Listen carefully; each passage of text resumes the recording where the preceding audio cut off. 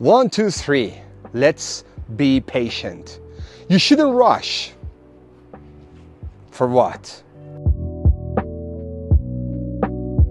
Why are you in a rush? You don't have to be in a rush. Don't rush. Don't rush. You should be patient. Learn the techniques, the secrets I'm teaching you on YouTube channel. Learn them and use them in everyday conversation.